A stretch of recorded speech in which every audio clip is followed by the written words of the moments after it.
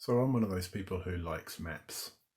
So when I go to a new city or a new place, I always like to have a map because I like to be able to find my way. And the advantage of a map is that it gives you a sense of where you're going, and also it helps you to recognize where you're going and what it's going to look like when you get there. And in a way, the Dharma is a little bit like that.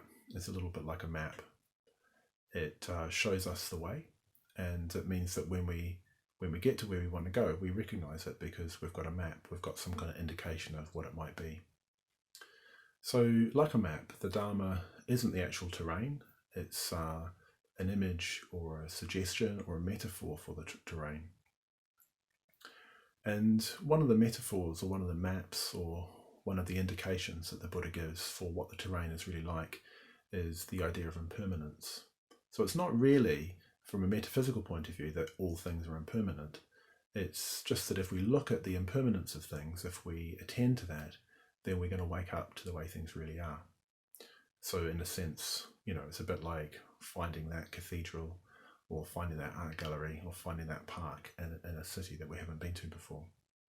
So the map can't tell us all the colours and the smells and the sensations that we're going to feel when we get there, but it can show us the way.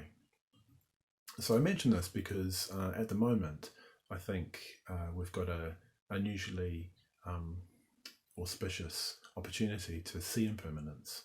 And the reason for that is I think for a lot of us, our lives are a little bit more routine. So myself, I haven't been outside of just a local area for 3 months. So I keep seeing the same things over and over again. And what I notice is that I keep seeing the same things over and over again, but they're actually changing. So I've been taking a walk up the canal, which is really close to where I live.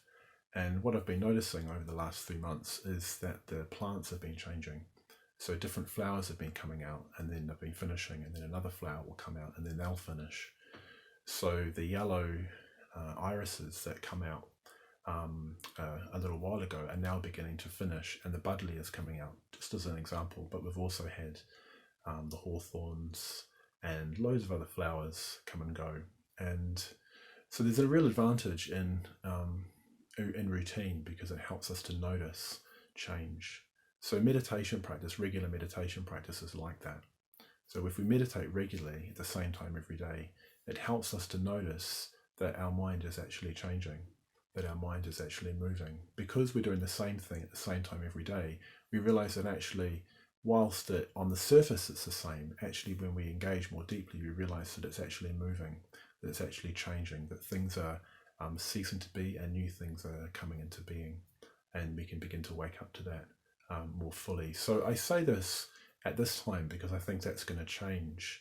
Probably for a lot of us, our lives will become a little bit more varied, which no doubt we'll welcome. But there is an opportunity right now just to really make the most of the fact of the routine that we're in, and also to really prioritize the value and the practice of meditating regularly at the same time, ideally every day, as a way of seeing change, of really waking up to it through this ongoing engagement with routine and a deeper looking, a deeper seeing of what's really going on.